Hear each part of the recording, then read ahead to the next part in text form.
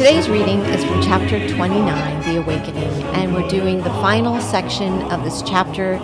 It's section 9, called The Forgiving Dream. The slave of idols is a willing slave, for willing he must be to let himself bow down in worship to what has no life, and seek for power in the powerless. What happened to the Holy Son of God that this could be his wish? To let himself fall lower than the stones upon the ground, and look to idols that they raise him up. Hear then your story in the dream you made, and ask yourself if it be not the truth that you believe that it is not a dream. First thing is that if I'm honest, I don't believe that this is a dream. I believe that this is my reality. So, the Son of God is definitely asleep. In other words, I am not a fully awakened being by any means. I have moments of where I might feel a little bit more awake, just based on circumstances that are happening in my life, and that things seem to be synchronistic in a flow with just more peace, And this has not been a peaceful little stint that I've been going through right now. Well, let me ask you what might be a trick question. Okay. Let's say you had a dream last night and you were in it. Yes. Were you awake in the dream? No. Well, I thought I was. Absolutely. Yeah, I thought. At any instant in the dream, did you say to yourself, here I am snoozing again? No. No. Mm-mm. No, you're wide awake. Right. In a dream. Mm-hmm. We're wide awake in an unreality. Think about it. I know. It's I'm strange. fully conscious, fully aware, fully engaged in a false reality. Yes. And yet, there's a dreamer who is fully asleep, fully unconscious in a true reality. Yeah, I know. So we have a paradox. I know. It's Vishnu sleeping on the Shesha, waiting for the people to cry out, we are here, help. Anyway, So to me, in this first it's like that. I don't know. In this first paragraph, I hear that we're in a paradox. And a paradox means a dual teaching, para meaning two, or parallel teachings. Parallel docs, I don't know what meaning, a teaching, or a thought, or a logic, a truth, parallel truths. And the truth is, I just want to lean on this a little bit. If I say to you, hey, we're asleep, well, this creates cognitive dissonance. Right. Because I know fully well I'm not asleep. Mm-hmm. I'm awake. Pinch me. Okay, all right. Yes. I can dodge cars in traffic and stuff. Mm-hmm. So I am awake. Yes. But what is awake? That's the question. What is awake? Mm-hmm. And where is he awake? Yeah, I know. And even in the Bible, when people are supposedly dead, and Jesus is going to raise like Lazarus from the tomb, he says he's asleep. And all the disciples are lost, and you go, well, if he's just asleep, we just got to go wake him up. And Jesus goes, well, they don't understand. Well, he's dead. Well, dead in a dream is still asleep.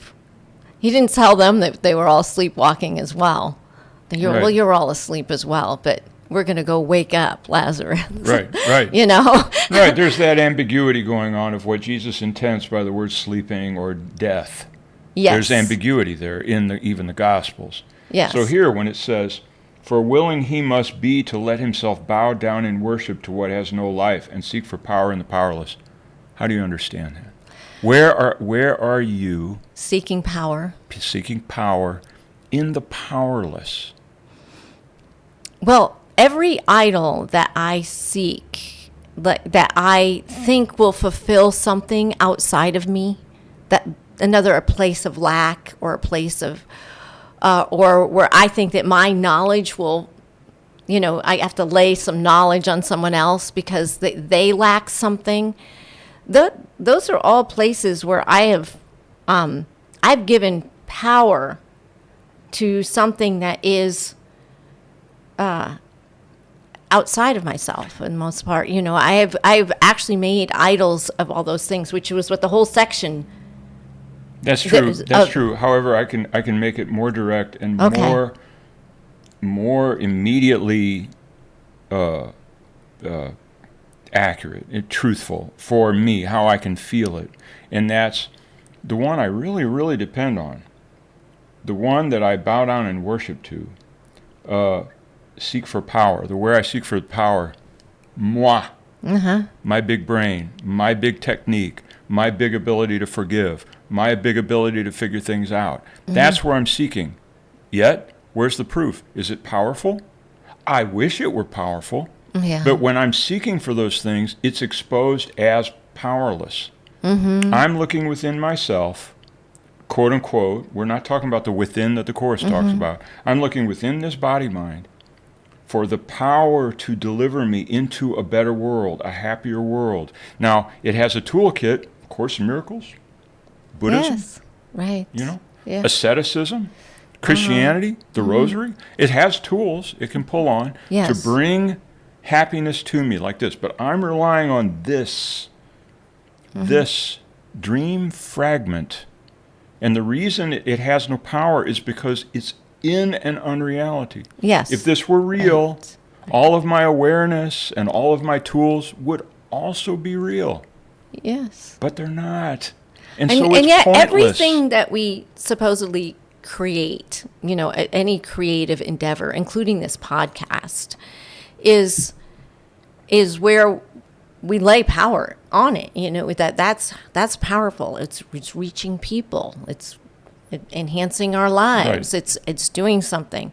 It's the same. And yet I'm nailed to the wall with whatever algorithm or mistakes I've made in setting up the channel. Yeah, and so and yet, as a creative endeavor, right, it's where we lay the power in it. You know what I mean? The same thing with it's gardening season for me. It's all good right up to about this point until the bugs come, or the molds, or scale, or some other thing, or animals start eating things, and then the defense. I have to defend my creation out there. And that's where, and I have to put all my efforts into where my power is. It becomes so that I have some battleground. Vegetables, or I have some pretty flowers.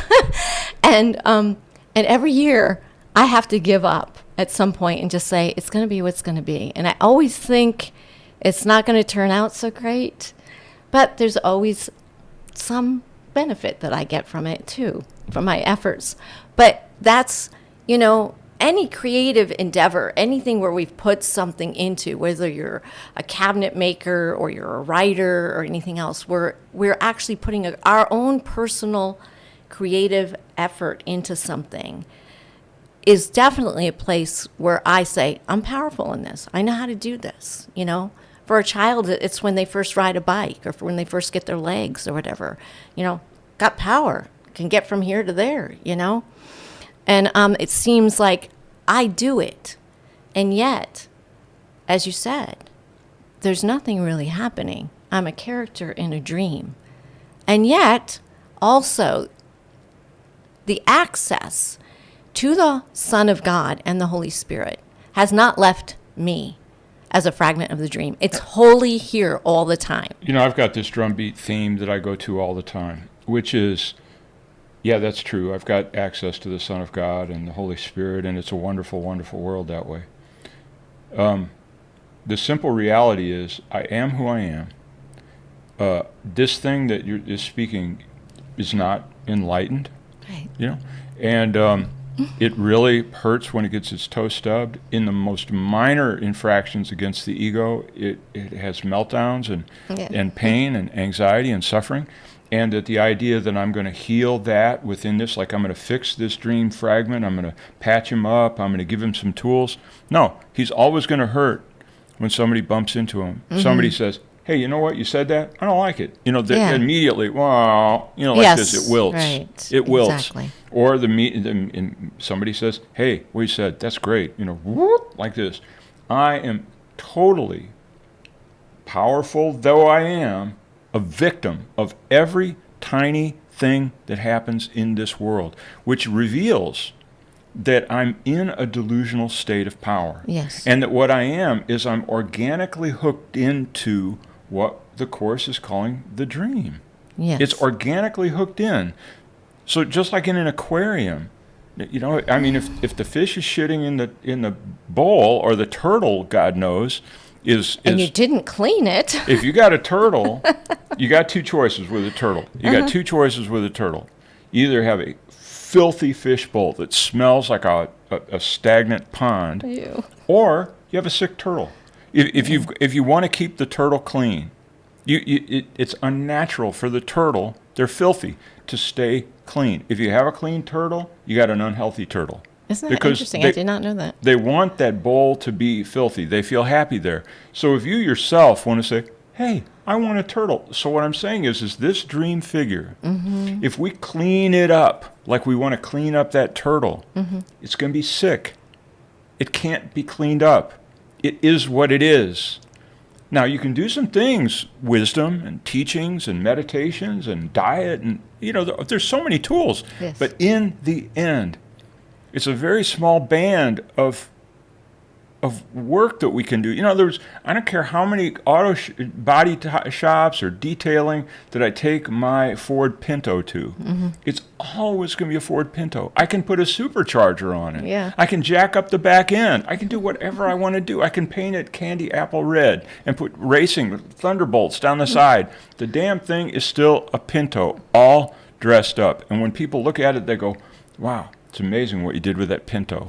It's never not going to be a Pinto. You understand? Yeah. So let's move on. Okay. Let's see where this goes. Okay? Okay.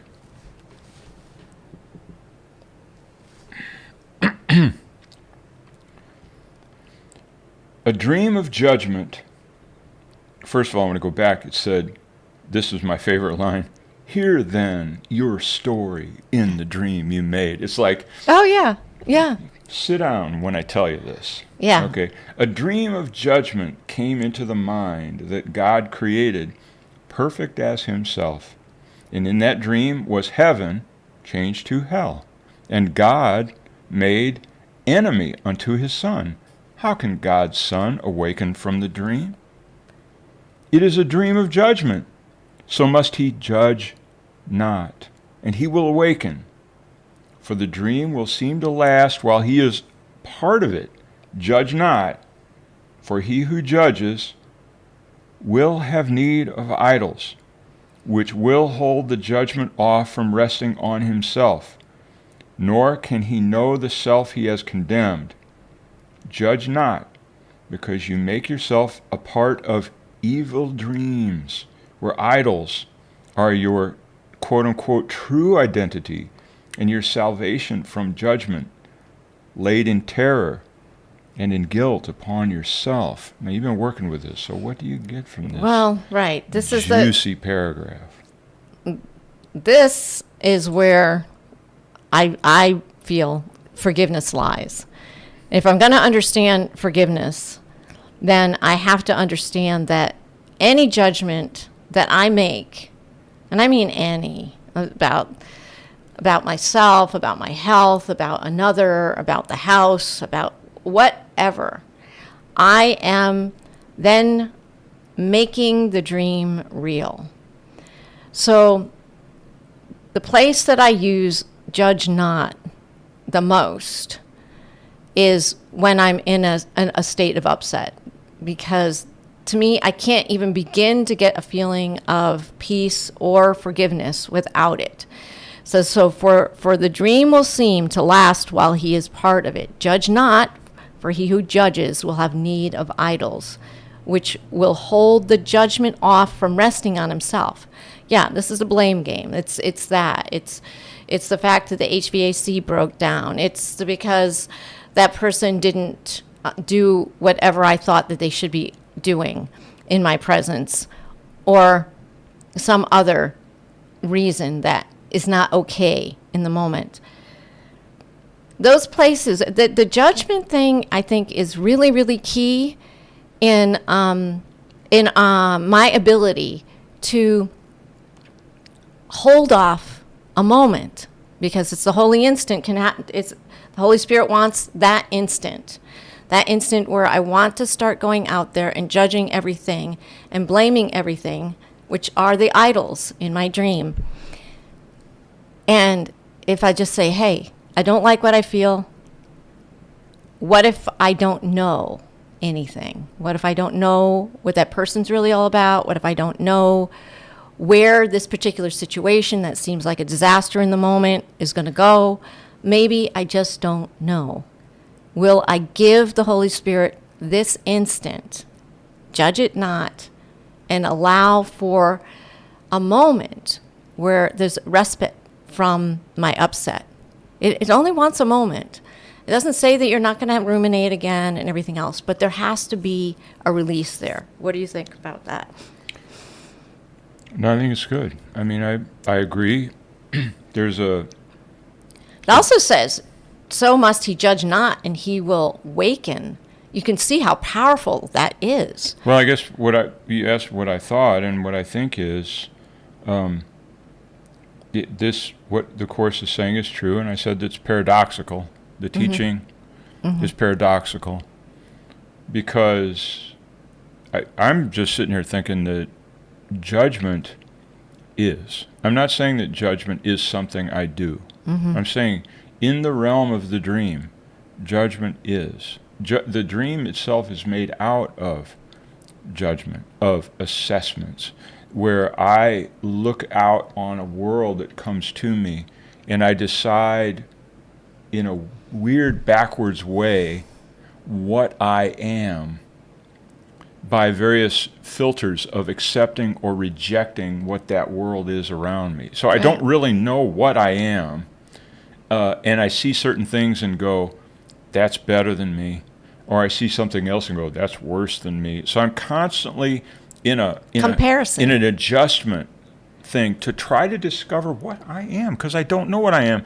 And can you blame me? I want to know what I am. And this is what I have to work with here. So asking me to not It's also to learn mastery within the context of this reality. Because even from a child, you're going to try to put the square peg in the round hole. And eventually you learn judgment. No, the round peg goes in the round hole. It has to fit. So we do a comparison all the time. If I'm looking for apples, I don't want oranges. Right. Well, that's judgment in all things. Yeah, so what's the solution? Absolutely. We have a paradox. So right. If you get rid of judgment, you're eliminating how we function here. Yeah. And yet, from reviewing the lessons on forgiveness, my understanding is, because true forgiveness brings you to awakening, my understanding is that if I truly experienced true forgiveness, where I have no judgment on things, I don't lose. In fact, it opens up communication. It opens up communication into the real world. So moving through this world, you think it would be impossible, but it's not. It's just with different eyes and ears. It's from a different place.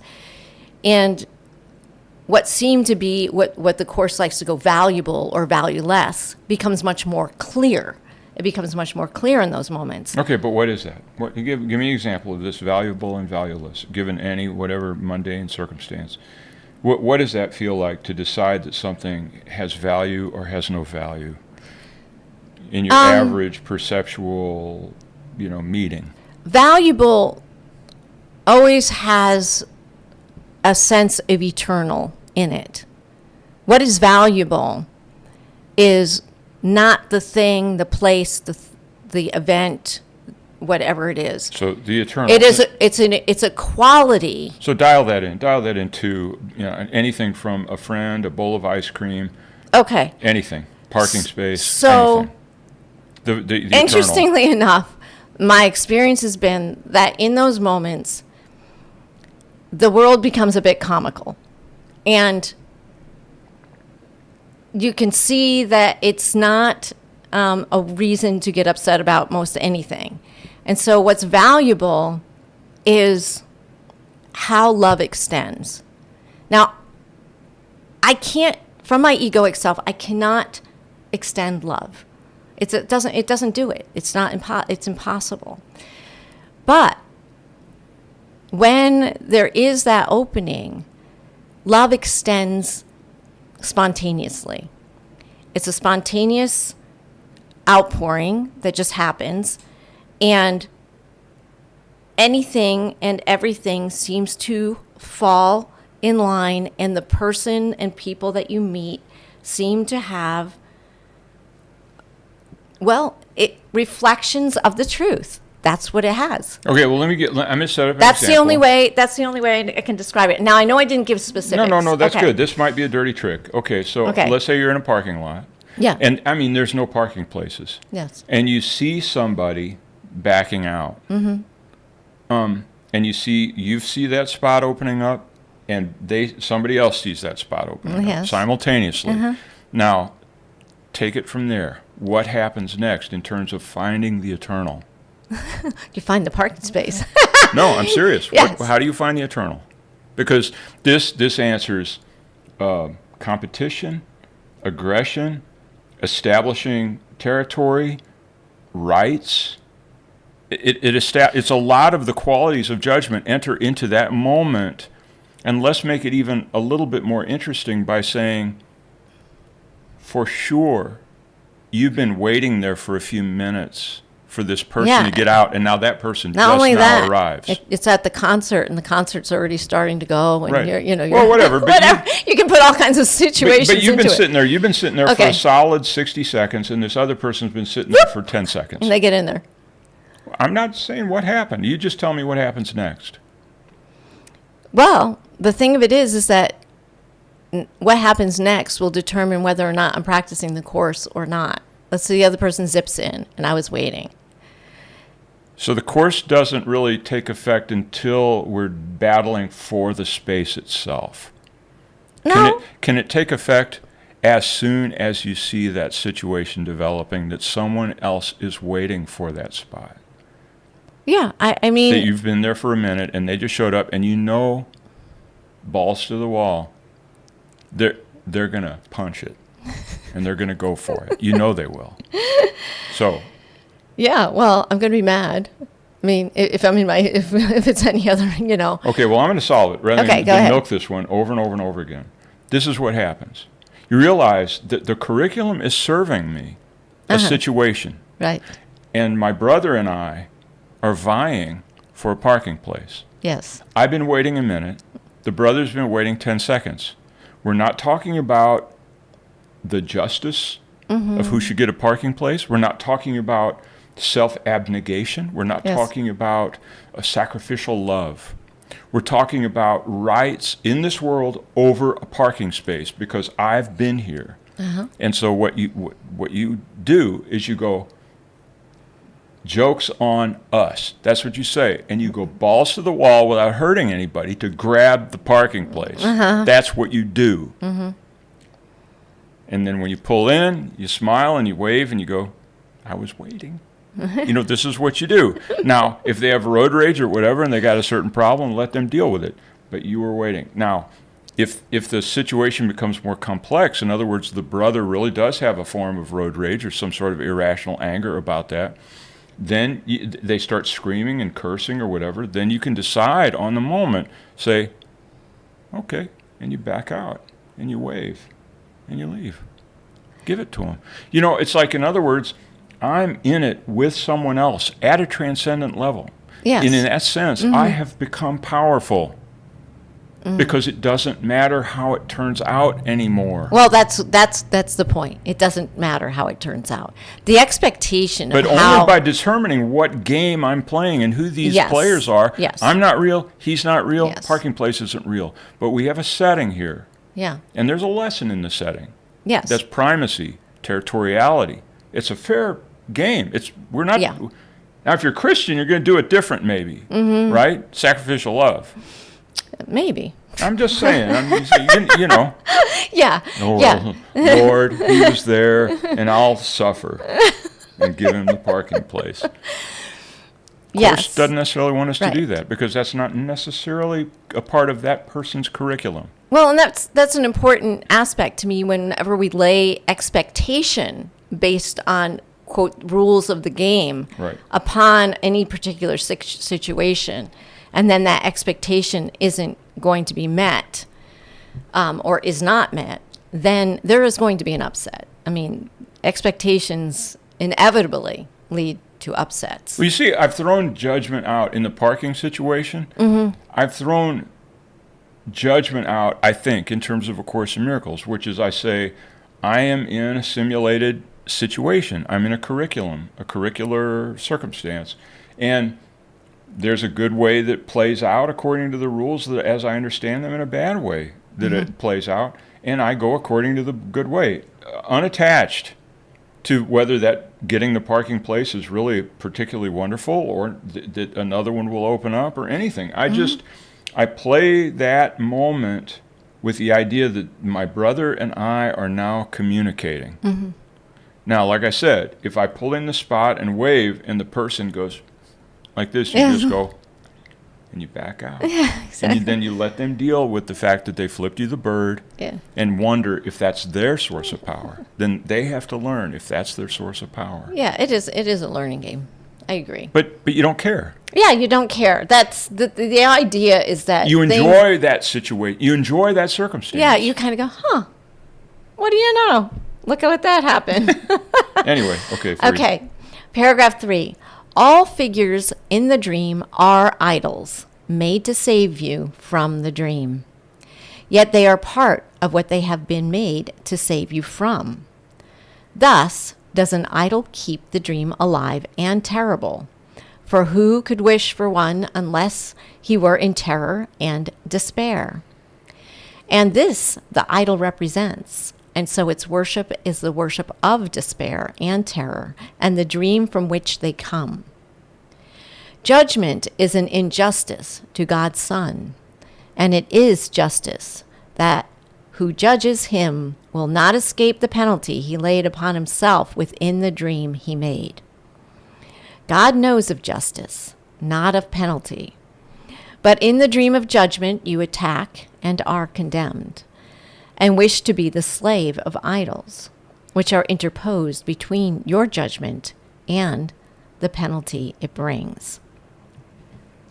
We're talking about worship, and the interesting thing about worship is that's a certain form of intimacy that transcends, is a purity of relationship. Like I can say, I worship Joanna, because you don't even say that about your spouse. You don't even say that about people you're crazy about. You worship a God.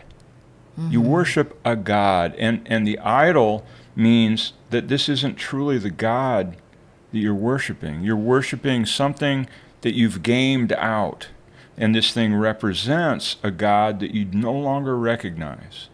You don't know what the God is.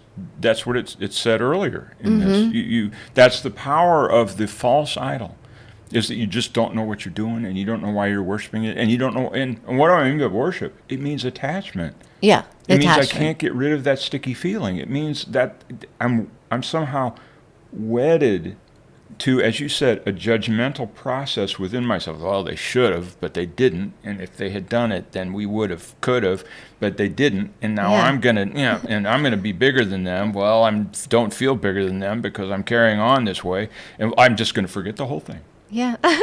Until I think about it again, and there it is again, and I can't get rid of it. Right. You see? Yeah. That's a worship service. Yeah. Okay. And so where does it say that? And this the idol represents, and so its worship is the worship of despair and terror and the dream from which they come. Well, first of all, I don't recognize that the idol is there to save me from the dream, and yet it's part of the dream. But saving you from the dream the idol's trying to save me from is my own personal nightmare. Yes. Yeah, right. In other words, I have created an idol because at a deeper level than the idol, I have determined that this is a lose-lose situation, and there's no way to win. And so I have gamed this out. In other words, I've separated from God. Let's say at the deepest level, I have separation. And in that separation, I say, I'm going to take all those feelings and those qualities and all those judgments that I have about who I am and who God is and who all this, and I'm going to create, and it's my power of bestowing. And that's where perception is born, right? Yes. I'm projecting on. I've heard it said, what somebody said, projection creates perception or something. So anyway, in any case, I've created a world around me that delivers me from something that I really don't want to touch. I don't want to touch it. I've gone through this, and just to get into it a little bit, because I've gone into this quite a bit just lately, and it's just to talk, not melodramatically, but it's a deep loneliness and despair that there's no hope, and that no matter what I do, no matter what I become, and no matter what I associate with, and no matter what happens, I'm still me, and I hate it. No matter what I do. And no matter, I can be a 5-star whatever. I can be a loser. It doesn't matter where I am. All of them at the deepest level of this understanding, this worship service, without the idol, I'm completely stuck with myself, stuck, frozen, with no ability to undo. This is sin and guilt. Yes, at the root. Yes, it's sin and yes, guilt. it is. So, but you have to go into it. I'm telling you, I've felt this sense of profound loneliness. That, think about it, just for a second, for yourself in your own world. This world around you is coming at you and dancing on your eyes and your retinas and your mind. You don't know who these things are, and you don't know where they came from, and you don't know who you are. And so when you really get into this chaotic jumble that this is, if you really sink into that and recognize that I'm like a drowning person going down a vortex, going down a drain hole, and I'm surrounded by wreckage, sticks of wood or pieces of sail from the boat I was on or something. And I'm just grabbing at whatever I can so that I don't go down the hole. But we're all going down the hole. But that's the undoing of the ego. I mean, I hate to say that, or I do have to say it, because whenever we're confronted with really doing the work of the Course, at some point there are those moments of desperation of, what the heck? What am I then? It seems, what's the right, nihilistic or something? It seems nihilistic, sure. Seems like there's no hope for anything. But there's no hope for the ego. That's why it seems like no hope. So there's no hope for that is potentially a place of completely letting go. But if I stand aside, and this is a problem. Okay. Problem with the Course. And it's a deep, virtually unsolvable problem in the Course. I'm telling you, if you undo the ego, you have obliterated what you know of as yourself. If you undo the ego, you have obliterated what you know of as yourself. Nobody gets out of here alive, as Jim Morrison said. This ego is part of this desperate game. And if I clean up the ego, it's not like something is left that's all shiny and new. No, that when the ego goes, I go, because that's what I am. Now, what I want to say about that is the chapter is called The Forgiving Dream. Yes, it is. Okay? Now, there's a reason this is called The Forgiving Dream, because you can see that I'd say it's safe to say, from my point of view, nihilism, despair, hopelessness is what's on the table for the ego. If you want to be built up, okay, go lift weights, take hormones, get a program, read good books, listen to good music, make better friends, have a good life. Right. Have a good life. Mm-hmm. But if you're doing A Course in Miracles, it's going to send you to hell. And none of that stuff matters. None of that stuff matters. Why? Wow, I want to do the Course. No, this is why the Course is, I'm going to say it, okay? Criticize me if you want. A Course in Miracles is an advanced teaching. This is its beauty and its danger. It's an advanced teaching. You go over to India or Tibet or the Sufis or even Christian circles, and you sit down behind the veiled doors where the real stuff is coming out, and they unravel you. And you walk out of those sessions going, I didn't know what was real. I don't know who I am. I don't know where I'm going. And you have to depend on that guru to lead you through a process because you've lost everything. Right. You've lost it all.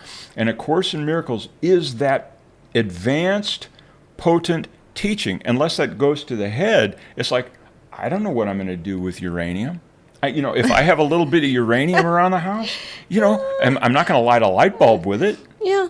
You understand what I'm saying? Yeah. I mean, the Course is a core wisdom that transcends everything here. And that's why in the Christian circles, you just advised me against doing a podcast with a priest. Yes. I said no. Not a good idea. And what's interesting about that is, you're right. The guy's got nothing to gain. Yeah. And everything to lose. And frankly, I've got nothing to gain because I have a priest. If I have a priest that I respect, thumb his nose at me, and then I got to cope with something. I got to cope with my own ego and stuff like that. So anyway, okay, back off of all that. The happy side of this is the byline is the forgiving dream. Jesus and the Holy Spirit wouldn't drag you through this nihilistic risk. Right. If there were not a place to put that stupid ass ego that's afraid it's going to die. That's right. That's the happy dream. Yes. I'm not going to be obliterated. Yeah, exactly. Because of the happy dream. Mm-hmm. Yeah. Yeah, it does go there. And it's a good thing because otherwise, well, just grab a gun and shoot yourself. I mean, really, it's like there's nothing to go for. If you don't get less than 263, go buy a gun. Anyway. All right. Okay. Yeah. So that was the idols that we worship. Paragraph 4? Yeah. But just the fact that God knows justice and not of penalty. I mean, it starts to move into the right language. Judgment is what we use to get by here. But God knows justice, not penalty, which means that penalty comes from judging. But in the dream of judgment, you attack and are condemned and wish to be the slave of idols. Do you know what I do? I've had this extensive dental work done, and it's like, some of it's pretty grody, I mean, it's like, whoa! And I'll sit there, okay, like they're trying to, let's say, pull a tooth, and holy cow, I mean, the thing seems like it's got a root that goes straight up into my amygdala. And, and it's like wow, this is stubborn. It's not come out. I'm sitting here under this light with wearing these sunglasses so the light doesn't blind me. And the dentist is struggling with this. She's busting it into a million pieces, picking them out one at a time. Ew. Every time that I'm hearing this crunching and grinding, it hurts. And the whole time, I'm sitting here going, this is the love of God. And I don't recognize it. Show me the love of God. Give me your blessing, Holy Son of God. This is love, and I don't recognize it. I go through this whole process, and I cling to that thread. Okay. And you know what? It works out. but it doesn't make the crunching and grinding go away. No. And there's usually, a day or two of recovery after all of that. It's a bit of a thing. All right. Okay, let's go on, yeah. There can be no salvation in the dream as you are dreaming it, for idols must be part of it to save you from what you believe you have accomplished and have done to make you sinful and put out the light within you. Little child, the light is there. You do but dream, and idols are the toys you dream you play with. Who has need of toys but children? They pretend they rule the world and give their toys the power to move about and talk and think and feel and speak for them. Yet everything their toys appear to do is in the minds of those who play with them. But they are eager to forget that they made up the dream in which their toys are real. But they are eager to forget that they made up the dream in which their toys are real, not recognize their wishes are their own. So in this game that I'm in, and Kenneth Wapnick goes into this, no judgment. All this business about judgment and inability to forgive, or all of these kinds of things. We are in it. We don't, like a dream figure, we don't know how we got in it. We don't know why we're in it. We don't really truly know how it's being manufactured, and yet here it is. So what it's saying is that's okay. The whole problem is this forgetting. Yes, it is. The whole problem is forgetting. Is the forgetting. It's Yes. not that you're in an illusion. It's not that you're a dream ego. It's a dream hero. Those aren't the problems. The problem is only forgetting that I have an agency of just remembering that I'm an actor in a situation that I've created by means I don't quite understand. Right. Like, kids, I told you about, let's say, Russell and the Cowboys and Indians thing that we were in. Yes. Now, me and Jimmy are playing Cowboys, and these other guys are playing Indians. Were you about 8, 10? Yeah, I was 8, 9 years old, something like that. Yeah. So we're playing these different roles. And like the book Lord of the Flies, which Lord of the Flies is a good study in this. Yes, it is. Where it's frightening. the dream possesses you. The game possesses you. There's a book called The Third Wave where a high school teacher wanted to give a demonstration to his class of, let's say, gee, how did the Nazis do that? I don't know why. Everybody's got that conversation. I wouldn't be a Nazi if I had the chance. And he set up passwords and assigned roles and different things. And he ended up with a scary situation that he had a very, very difficult time unraveling, where the class believed it. And he had classmates beating others. He had, like, quote-unquote prison guards. Yeah, and they're right. beating their prisoners. Yeah. And the prisoners are these A students. Oh, yeah. And they're saying, this is all bullshit. And they're going, you don't understand. This is reality. And, they're getting flogged. So what I'm saying is that there's an aspect of this forgetting. I don't know what it is. It's like a reality chip, that we've got. We make it real. We're ready to make it real. Right. And it said you don't get here unless you choose to forget. I mean, you don't enter into the dream world. Oh, yeah, you have to choose to forget. Otherwise, it won't work. That's the passcode. Yeah, choose to forget. You got to forget. You can imagine the in-between times. It's like, well, you review your life or whatever, from a dream's perspective. And then again, ready to do it again? Yeah, you think, yeah, I could do it. I'm going to beat this thing this time. Wrong. Of the dream making me sinful and believing in my sin and believing in my guilt. It puts out the light within me. Does it? Oh, yes. Yes, it does. Because I've experienced that over this last month a lot, where, the more I try to forgive, the more I'm mad that I can't forgive, and then I'm in a cycle of not being good enough to forgive, and who's doing the forgiving? But you recognize that that's the game. Yeah, that's the game. Forgetting, saying that the light is out is part of the game. It's like playing dead. Well, right. It's like a kid playing dead at night at a slumber because party. it's this little child, the light is there. If you have a child and they're saying, okay, we're going to do this thing where you pretend that you're dead, depending on how much the person gets into it, their mind is going, when does the dead rise? I mean, they could be so into it that they just can't really wake themselves up, and they could freak people out because they can't. Yeah, it could be a freak out. Don't do that. Don't pretend that. Little children. So what I'm saying, we got to be clear, it's pretense. Right. Yeah, and they pretend they rule the world, the toys of little children, and give their toys the power to move about and talk and think and feel and speak for them. So everything that we have coming at us, off of the television, your flat screens, your little phones, the people who you interact with, and just in a just passing way, or real interactions, friends, family, they are all there playing their place in my life. Well, I've given them the talk, the think, the feel, and speak to actually waken me from the dream in a way.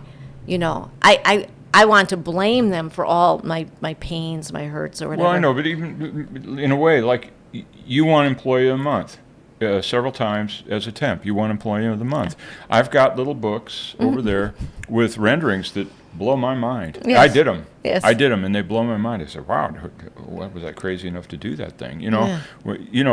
So that speaks to me about my value.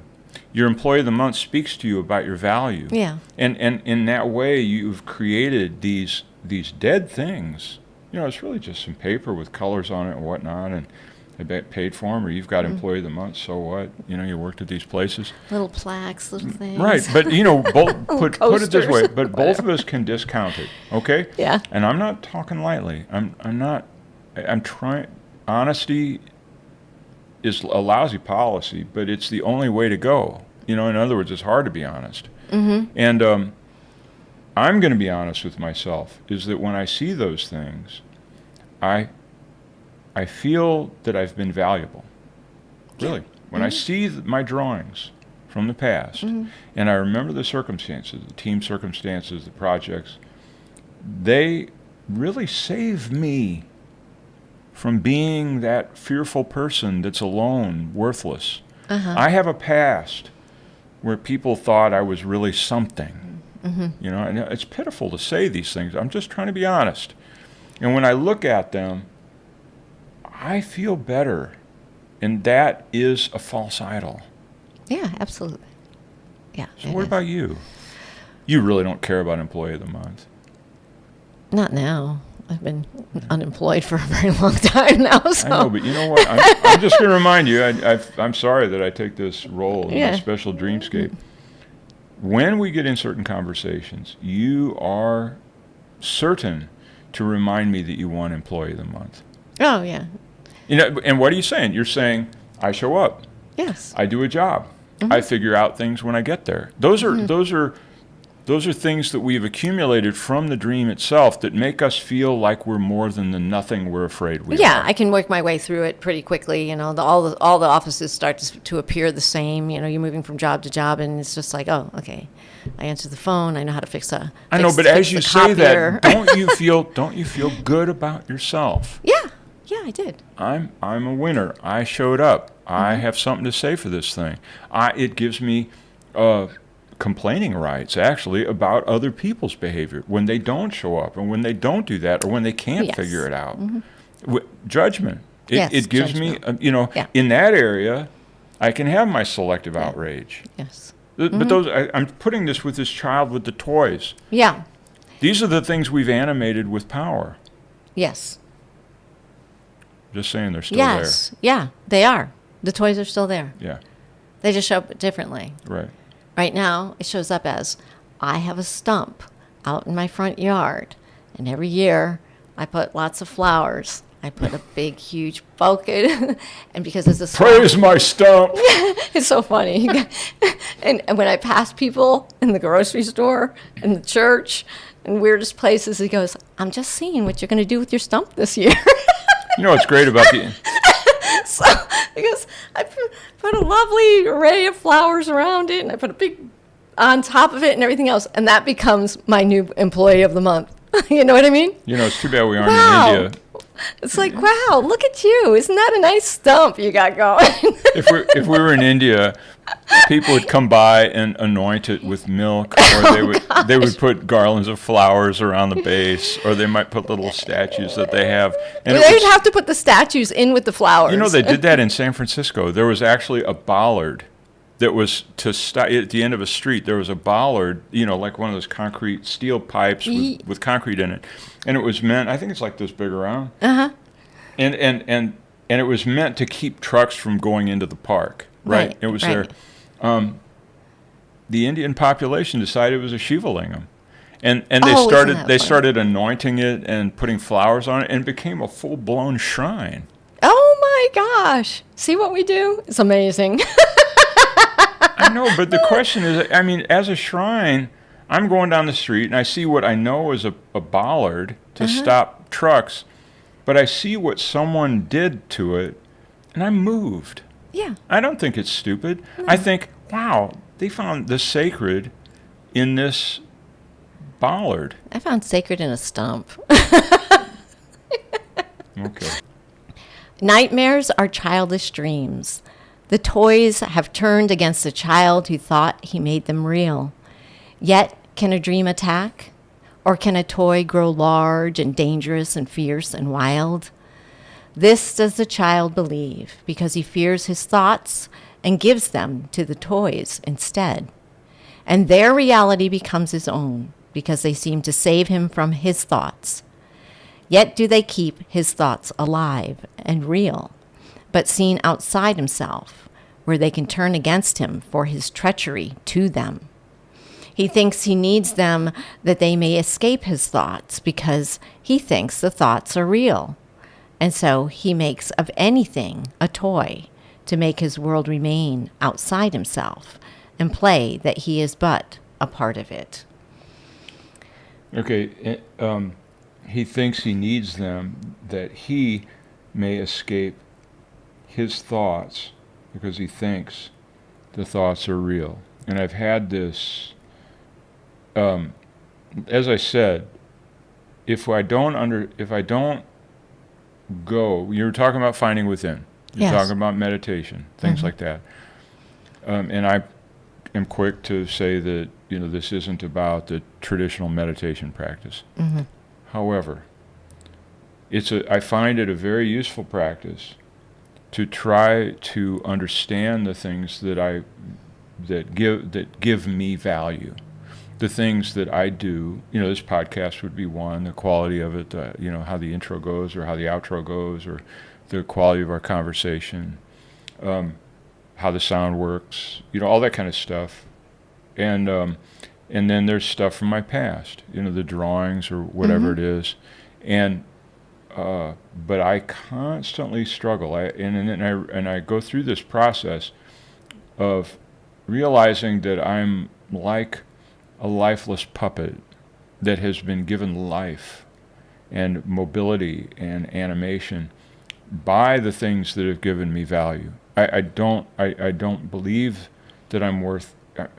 I'm not trying to be pitiful, ladies and gentlemen. I'm just saying, when I get down to it and I explore it, I don't feel that I have value aside from the things that I manage to either work to my advantage as a natural endowment of genetics or whatever, or conditioning, or the things I've accomplished through the efforts that I've made. Those things...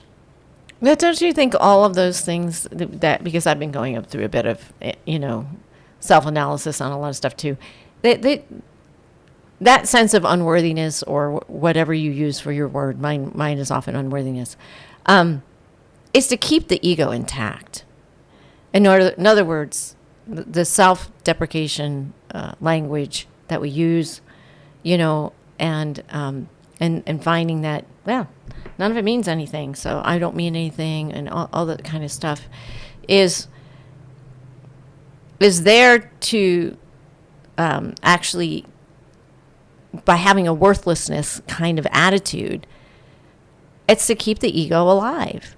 It's where the terror and the pitifulness comes from, that we cling to. We actually identify with that way better than we do, those moments of great joy or peace that come into our lives. Those are just little passing little trinkets that fell away. But the ones that left the terror mark in our lives of some sort, those are real. But the again, what I find with this is it's paradoxical. But you said, your drawings give you the sense of worthiness. Yeah. Yeah. Yeah. Yeah, when I look at the drawings, it's not like I live through them. I'm not really a Saturday's, hero, an armchair quarterback or something in terms of drawings or being an architect or something. No. I recognize, but this isn't, okay, it's not about ego analysis or some sort of psychological combing through everything. That's right. Not really the point.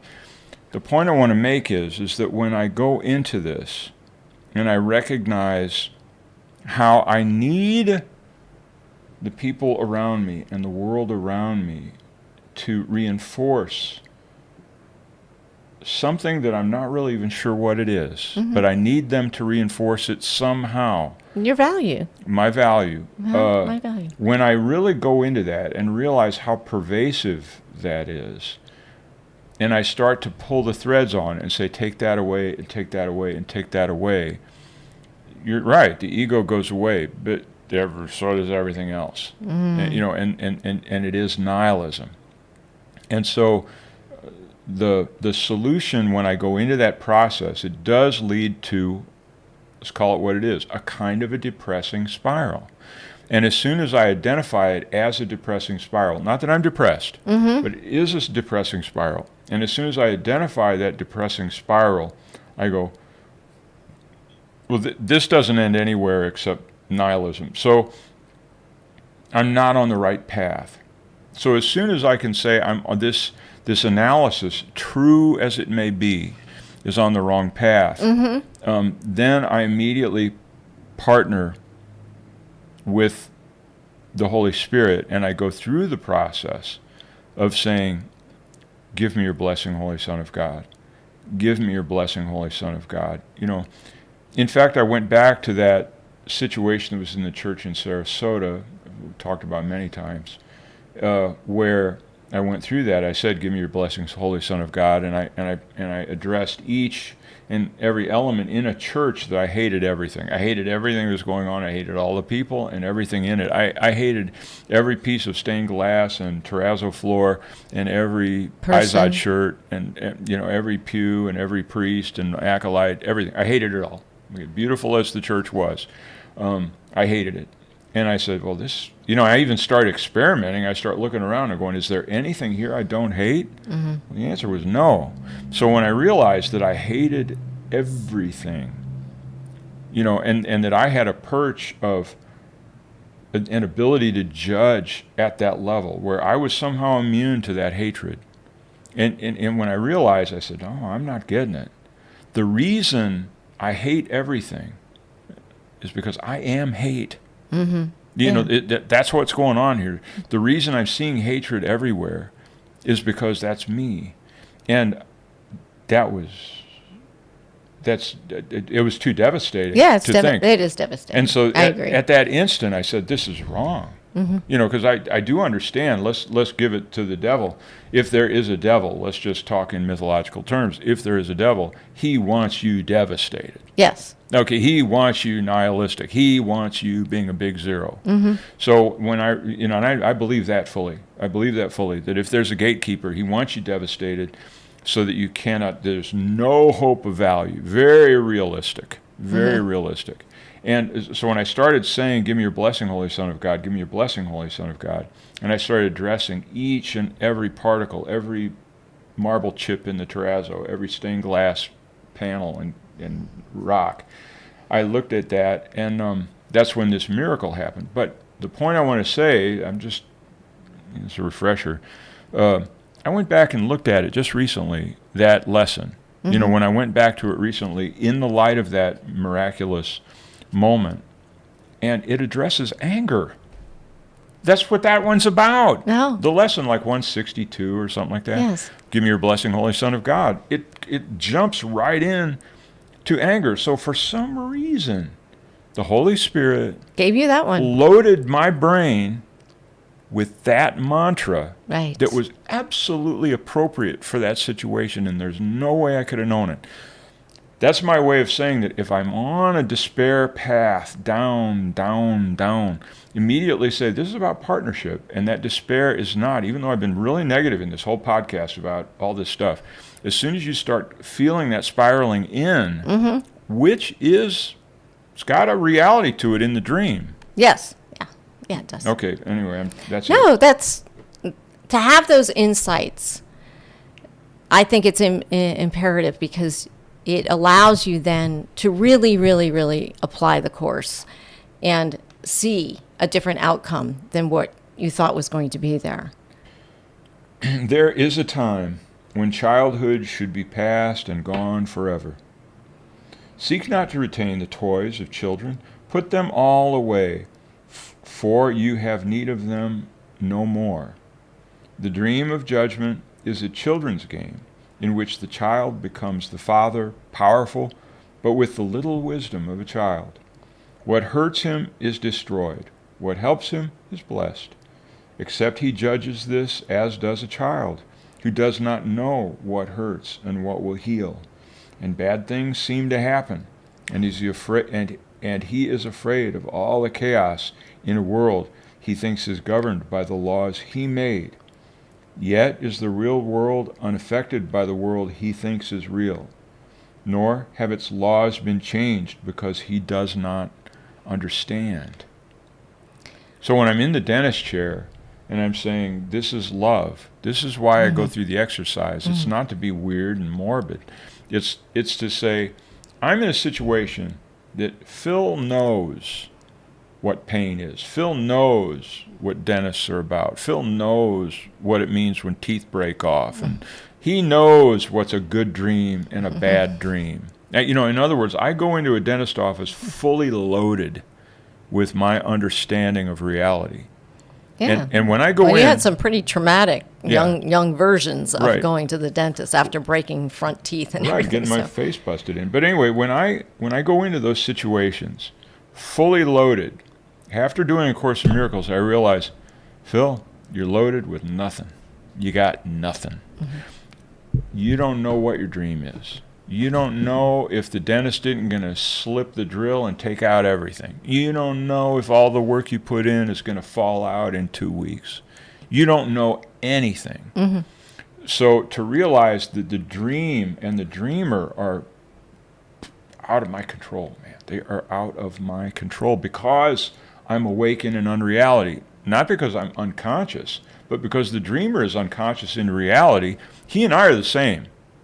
Okay? The dreamer over there asleep in reality is the same as me, but it doesn't matter because I'm just a figment of his imagination.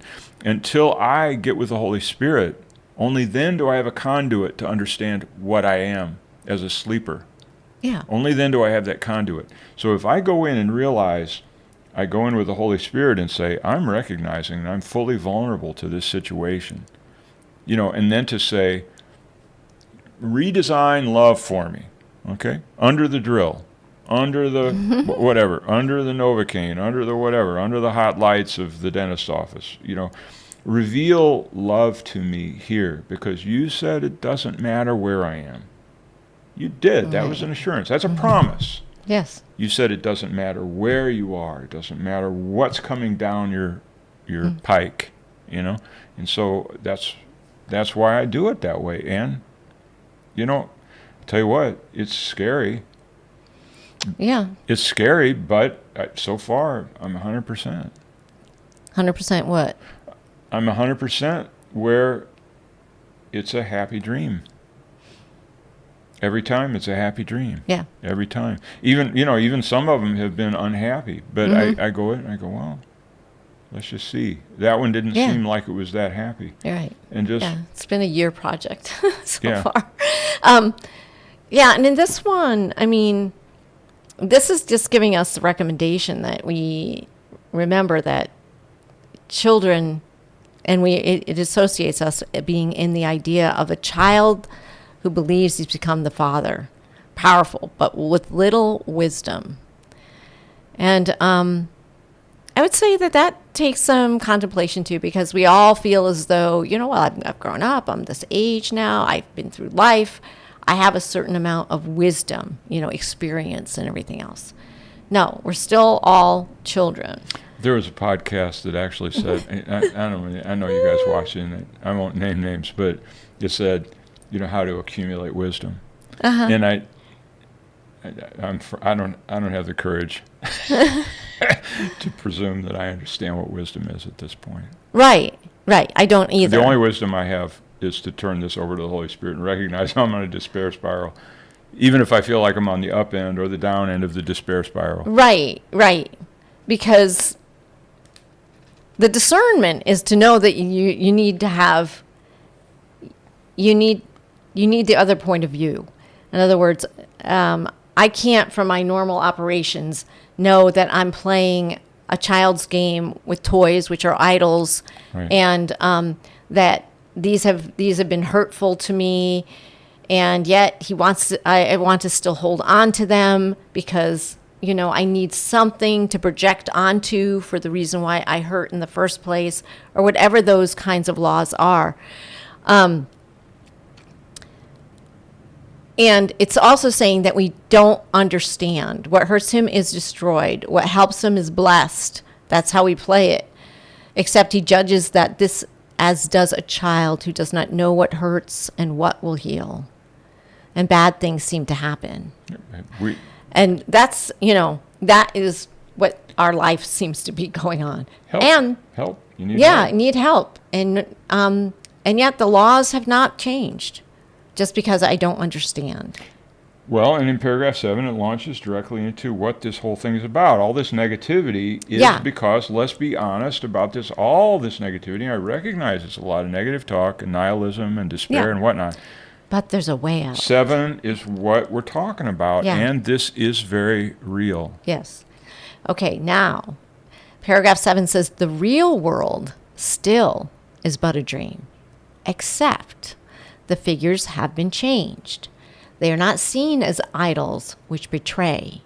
It is a dream in which no one is used to substitute for something else, nor interposed between the thoughts the mind conceives and what it sees. No one is used for something he is not, for childish things have been put away. And what was once a dream of judgment now has changed into a dream where all is joy, because that is the purpose that it has. Only forgiving dreams can enter here, for time is almost over, and the forms that enter in the dream are now perceived as brothers, not in judgment, but in love. There's some possibilities here. If I take the parking situation that I talked about at the beginning, you've got the two people vying for one space, and I deserve the space, and that person doesn't deserve the space. And then we go for it, and the person, let's say, they cut me off and flip me the bird, and they sucker, like this, and I go, interesting dream. This is what you do. You just say, interesting dream. That's it. It's just that light. Or if I beat them into the space and they flip me the bird, or they wave and they bless me. Oh, very good. Like this. Or they sit there and they look at me for a second. I look at them in the rear view and they're looking at me like, I need it. And you see a look on their face and you go, you know what? I'm going to give it to them. Lighten up. Yes. Lighten up on what that person is supposed to give me or what I'm supposed to give them. It's a wonderful place that way. Every moment is a possibility of this happy dream, and it feels good. It is a happy dream. I'm remembering one time. It was just one of the happiest stupid moments I've ever had. I was in 1980, whatever one, I think it was 82. I was going into a movie theater to see Blade Runner. I'm going in to watch Blade Runner, which absolutely blew my mind. I loved that movie. I still do. I think it's a fantastic movie. So Blade Runner, just profound and engaging and well produced. Well, I'm walking out of the theater, and it's raining, and I'm in this kind of high space. I watched it by myself. I went in and down in Fort Lauderdale, and I'm walking through the parking lot, and a guy was there with like a couple of his friends, and he kind of yells at me, and he goes, he was barefoot, and he goes, "Hey, I'll buy your flip-flops." I was wearing flip-flops. Those pass for shoes in Florida. Yeah. I go, and he goes, "What do you want for the flip-flops?" And without even turning and looking at him or anything, I just walked out of them barefoot and just left him in the parking lot and got in my car and drove away.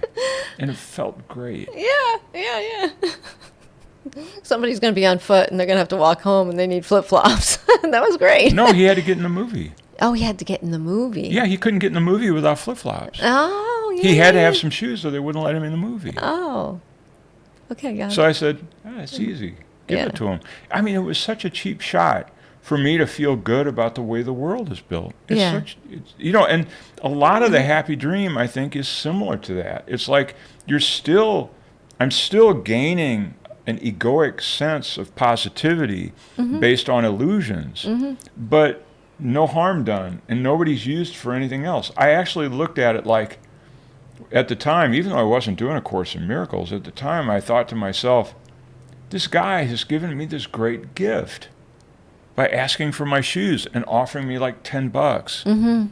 And I thought, wow, this is such an easy one to feel good about. And I can walk away from it feeling like something real happened instead of that I walk away from it with $10. Yeah. You know what I mean? Yeah, absolutely. Yeah. No, those are great. And that's, it's where dreams are, they're all joy, because that is the purpose that it has. We want that dream. So it says only forgiving dreams can enter here. So, no one is used for something he is not. Right. What does that mean to you? Give your current situation. Well, no one is used for something that is not. That means that I don't use a person in my dream to project my sin and guilt upon and then make them wrong, and I'm okay.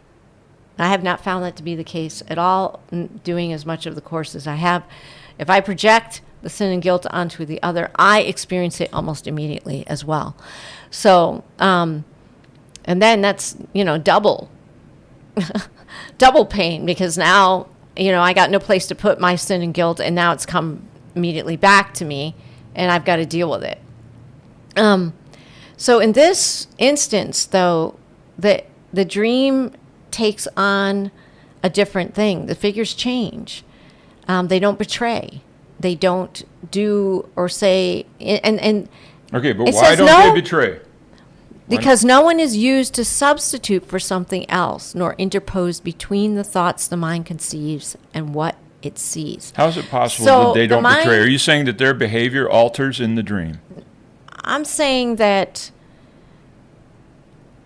their substitution is what the Course calls, is part of the special. It's about our special relationships. So the ego's game is to always substitute someone or something for a potential lack or a projection where I don't want to own my piece of the sin and guilt that I believe that this place is built out of. Right. So if a person, a place, or thing is exactly what it is, I don't even know what that is, because I am judging something at every moment, whether I realize it or not. It's just part of what this world seems to be made out of. I don't know how not to think without judgments. So if something is just what it is. Okay, well, we went into a situation, rather than dance around it abstractly. we went into a situation, a guy named Jay, I don't know, down in Fort Lauderdale, absolutely a greaseball. And he had a company, altruistic company, and, you know, I'm on the front end. I'm about to go into serious financial difficulty, you know, when we went through this years back. What are we, almost 10 years ago? And maybe it was 10 years ago. And we go into this thing, and I believed this guy. I believed his materials. I believed his advertising, that he was altruistic. I believed that I was going to get 50% return on the money within 2 years. I believed these kinds of things. And gave him the money. And it was a scam. I don't know at what point I realized that I had been had. Yeah. That I had given my money and signed it away to a guy that had zero intention of ever giving it back to me. And we literally gave the guy $20,000. Right. Okay? I gave him $20,000. I thought I was investing in a good cause, something that was going to help people, and that he was this altruistic thing. And so I'm going to feel good about myself because I'm saving the world by investing my money in this sort of risky, but he gave me good assurances that it wasn't risky. No, it wasn't risky at all. He was going to take my money and run. But now, that is betrayal, pure and simple. And when it happened, I felt betrayed, and I carried a hatchet for this guy for some long time, and it bothered me. Now, if I use that parking lot situation with this, if I didn't need Jay to be something for me to feel better about myself, or to give me safety in my investments, right, to give me a return that was better than what other people might get, you know, and yet I'm still going to be a saint because I'm going with this project. If I had gone into it with a lighter touch on reality, realizing nobody's getting saved, no, you know, this is just the illusion, this is what's going on, I could have given the money, been betrayed by Jay fully, and go, oh, that's what this is about. And then I would have noticed that my mom sent us $20,000 on the sale of her house just months later. Well, because she died. Right, she died. Months later. It was just a wash. They split it up. It was a wash. So, but it was 20 and 20. Right. And instead of carrying the hatchet on one, in other words, seeing one end of the stick, not recognizing the game's a zero sum. Right. The illusion's a zero sum. Yeah, the illusion's a zero sum. The illusion is zero sum, and you might as well enjoy the beauty of being here in this. Because then it's not zero sum. Right. Then it's infinity. Then it's eternity. Yeah, if you can enjoy it for what it really is. Up. Yeah. The real gains here are at best zero sum. But if I recognize it as an opportunity to participate in the awakening of the dreamer, by recognizing in every circumstance that it's light, it's just stuff going on, and I don't really know how it's going to play out, but let's just see. Well, and every time in, quote, financial distress in our lives, the miracles with the money of it being a wash or slight gains or something else is amazing, you know. Yeah. And so that's an indication that something else is caring for this particular dream fragments or whatever to pursue, to continue to work through whatever this is, and we're doing the Course of Miracles. That was my point about the church in Sarasota thing. Exactly what you're saying. How many miracles do you need? You know, whether it's the ball joints in the parking lot or the church in Sarasota or the $20,000 wash, how many of those do I need? You know, are you and I to recognize that there's something out there? Something is watching over me. Something is with me. Something has already partnered with me. Right. If I choose to participate with it consciously, the world gets happier and effing happier the more I choose to see that there is a presence there leading my... Now, I'm not going to turn into either Warren Buffett, Elvis Presley, you know, I'm not Marilyn Monroe. I'm not going to turn into something I'm not. I'm a dream fragment in a certain kind of a dream. And you can see what that dream is, Phil. You can see it and be honest about it. don't think it's going to be particularly different. It's zero sum. It's a wash. Right. But by God, with this partner, they're going to say, no, this thing that you're on, it's great. Mm-hmm. That's what the partner's going to say. Yes. It's not, well, bad idea. You should have chosen differently. Mm-hmm. No, it's going to say, this thing that you're doing, great. It's great. You just watch. And you say, really? I don't believe it. And he says, no, just watch this one. And you just wait and suspend judgment, and see how it turns out. Right. See how it I turns agree. out. I agree 100% on that. Okay, paragraph 8. Mm-hmm. Forgiving dreams have little need to last. They're not made to separate the mind from what it thinks. They do not seek to prove the dream as being dreamed by someone else. And in these dreams, a melody is heard that everyone remembers, though he has not heard it since before all time began.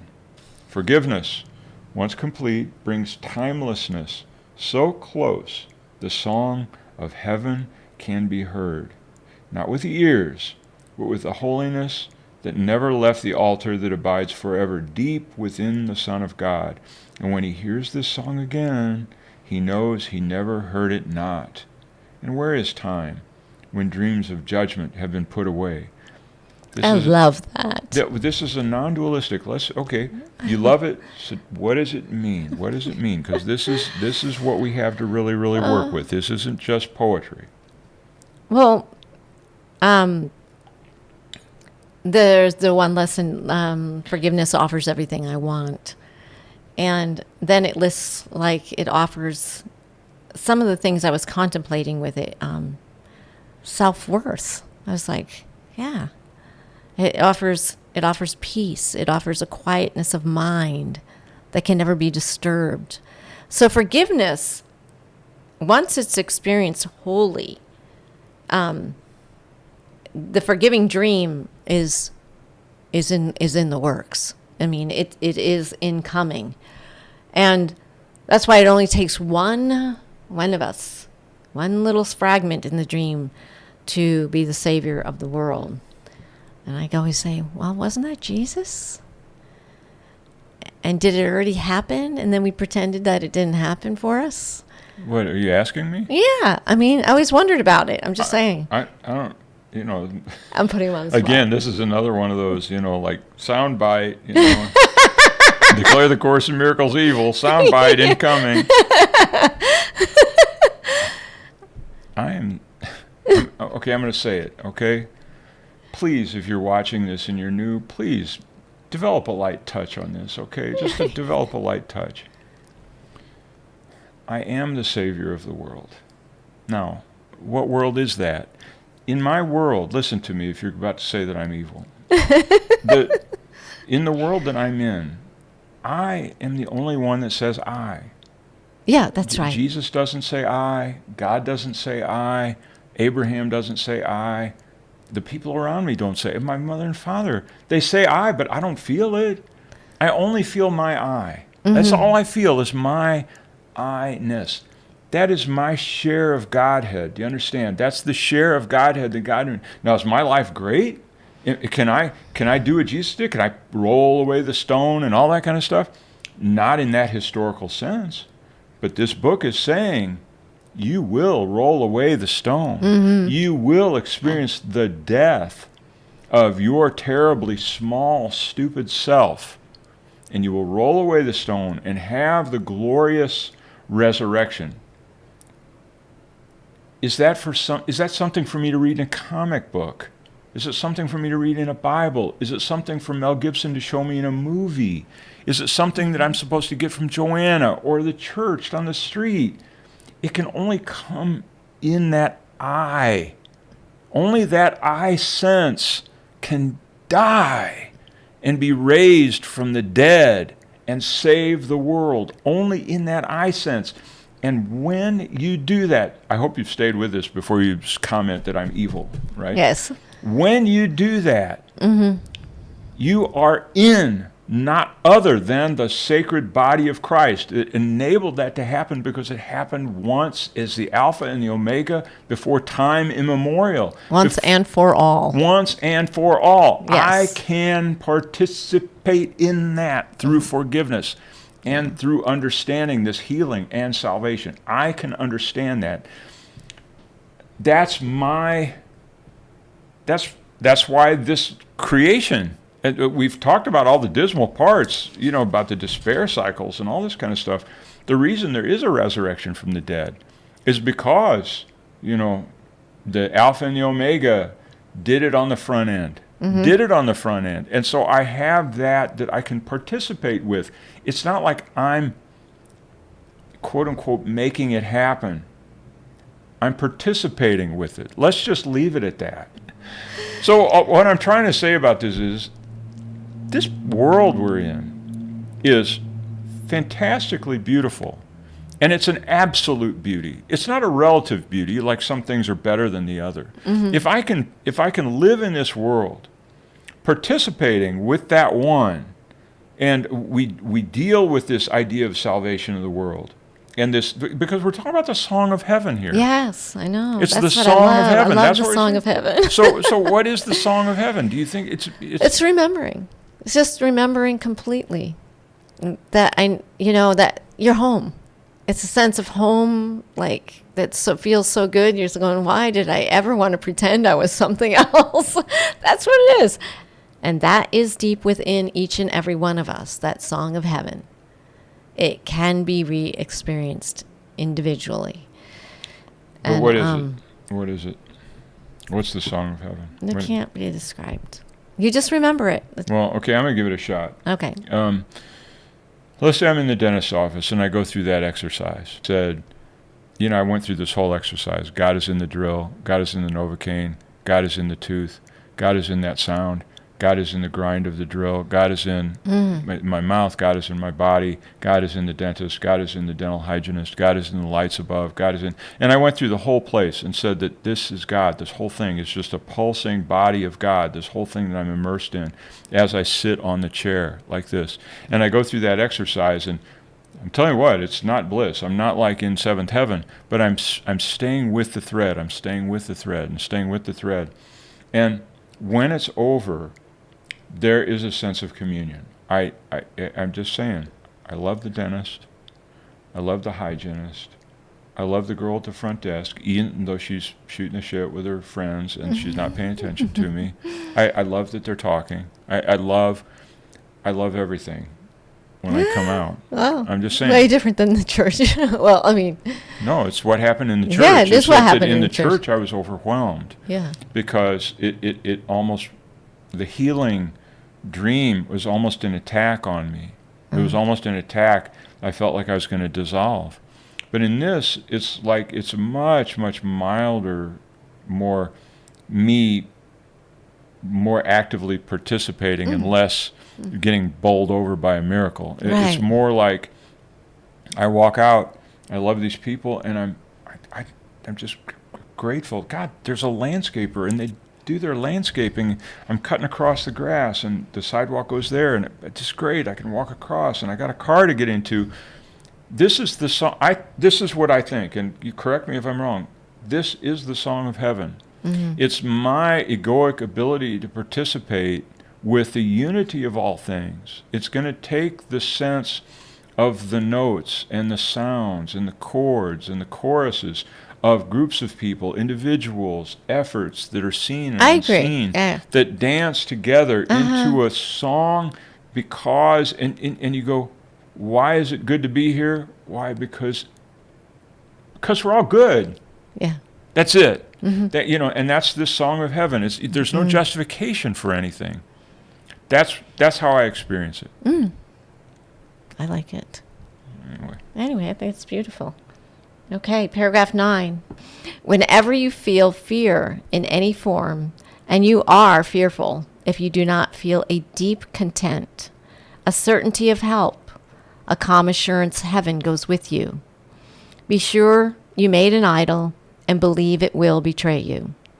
For beneath your hope that it will save you lie the guilt and pain of self-betrayal, and uncertainty so deep and bitter that the dream cannot conceal completely all your sense of doom. Your self-betrayal must result in fear, for fear is judgment, leading surely to the frantic search for idols and for death. Now, why did they, after the Song of Heaven, they just bring you back to your reality? Boom, by the way, this is where you actually are. This is what's going on. I'm giving you the idea that there's a Song of Heaven that you can remember and the forgiving dream, and then bam, throw me down on the ground again. Okay, because the Course in Miracles is giving what they call, I think the term for it is Tantra. This is how I consider it. This is tantric. In other words, I'm experiencing this spiritual practice in my body, in my mind, in my emotions. It's tantric. It's a physical practice. It's a very physical practice where I'm trying to touch completely undiscernible subtleties. Yeah, it's experiential. As they manifest in my body mind. It's the impossible to touch subtle realms as they manifest right here in my body mind. I don't have to think about the subtle realms. I'm only looking for how they manifest here. Yeah. So when I get in the car and I'm on my way to the dentist office, this is the part I didn't say. I'm afraid. Yeah. I'm afraid of the pain. I've already gone through it, that I might have wasted all my money on this, and that all the work is going to fall right out of my head, and that some bacteria or some problem is going to make it so the whole thing is a waste of time and end up with dentures. You know, the whole thing is going to be it's going to just go away. And so I'm going there I'm overwhelmed with my vulnerability to the dream, my vulnerability to the fact that I don't know how this fucking thing is going to work out. Right. I don't know how it's going to turn out. And you can't say, whistle a happy tune, hope it goes well. Yes. I don't, as a dreamer, as a dream fragment, I don't know what you're doing out there, Son of God. I don't know what you've got me participating in, because I'm conscious in an unreality and you're unconscious in a reality. We don't know what we're doing. And so I recognize that fear in the car on the way to the dentist office, and I go into it and I partner with the Holy Spirit. I said, this fear isn't where it ends. You see my vulnerability. You see how vulnerable I am to the vagaries of the dream. I don't know that I'm not going to get T-boned at the next intersection because of my dream. I don't know what's going to happen. Right.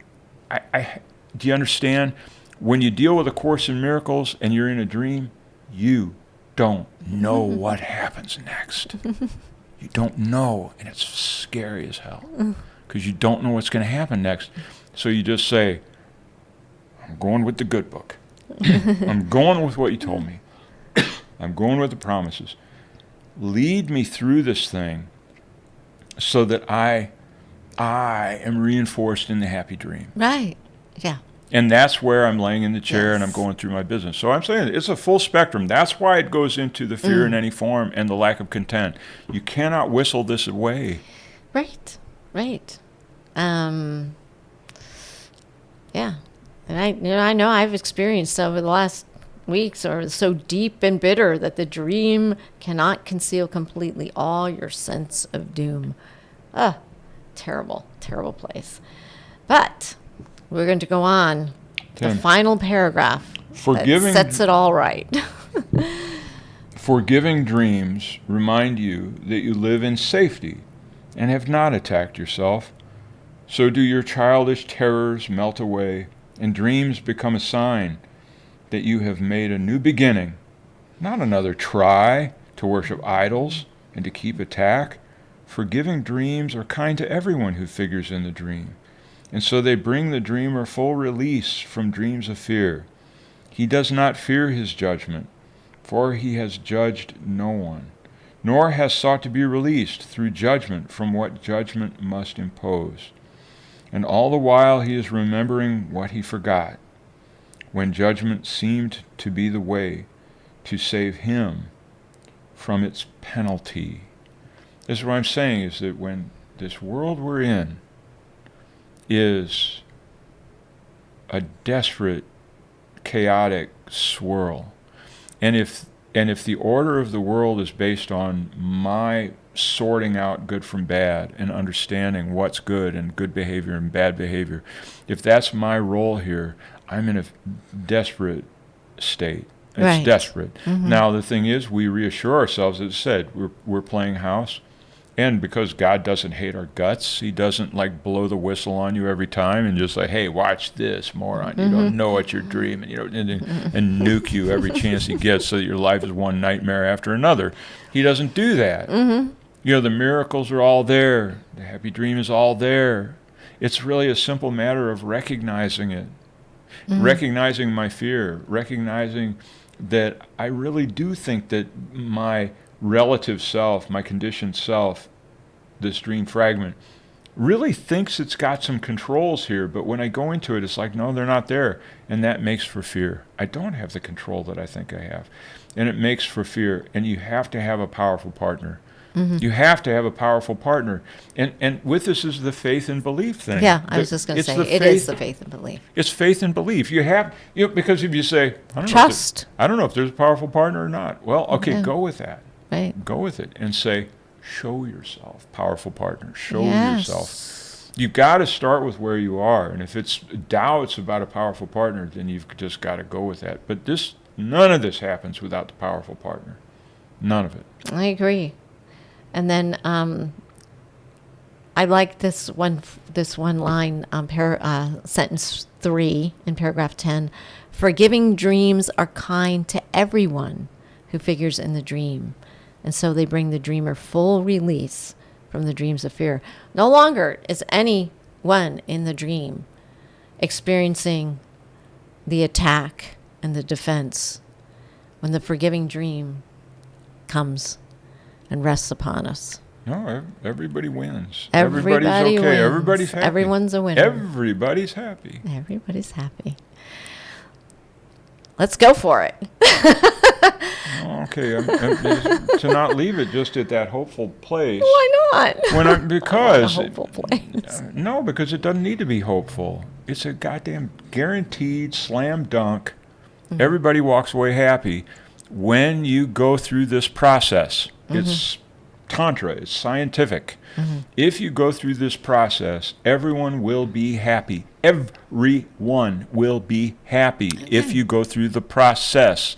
Now, if you don't go through the process, everybody's not going to be happy. If you're thinking that you've got some power in this, anybody, if I think I have power, you think you have power. If anybody thinks they still have some power to manipulate circumstances and they don't have their powerful partner out there, or if they're confusing their own self-reliance with reliance on the other, if that's what they're going through, you're going to have the proverbial crapshoot. You don't know how it's going to turn out. But when I go into a situation, I recognize I'm going to the dentist or the parking lot. I'm in the parking lot and I pull up. Somebody's going to screw me out of a parking place. Maybe they don't. Maybe they just give it to me, and maybe I say, no, after you. Or maybe we fight for it, and I go in first, and then the person gets mad, or the person says, que sera, sera, bless you, my child. It's a dynamic situation, but when you have recognized this as a dream, approach it lightly and say, I think it's real, help me with this unreality aspect, help me with this, powerful partner. And you do this practice, and it's a tantric practice, but everybody in the parking lot's happy. Yeah, right. That's right. Everybody in the dentist office is happy. Everybody everywhere is happy. Yeah. It just happens. It's not hopeful. It's real. Yeah, I agree. It's remembering. Yeah. Let's all remember. Thank you, everyone. Thanks. What we generally do, according to the course, we should, and everyone could, ask about anything and get an answer. Sometimes it's very surprising to me, and one of the things that I think we mistakenly do is to figure, oh, well, this is unimportant, or this is, or to cut out certain areas from the process of asking, which I'm sure is a mistake, because I don't think we should evaluate it. I think you can ask anything. Because I am a very careless person in some ways. I lose everything. But I never lost anything of this course. People would stop me in the subway and say, "Miss, you forgot your something or other," and hand it back to me. Taxis would honk their horns, say you left something in the back seat. My secretary would say, "You sure this belongs in this case report? Doesn't sound right." And it was impossible to lose this course, and I tried. But it sort of kind of followed me around in an odd kind of way. People would send it back to me, anything, and I always got it back. We never lost anything, which is incredible. You have to know me because I really do lose anything. We once went to a game thing, where you had to guess from a one-sentence thing who it was, and somebody said, "My God, where is it?" And the whole faculty said, "Hellichuk." They recognized it immediately. I'm better now. I think this has been a good experience. You're the absent-minded professor type? No more. Now I'm just absent-minded.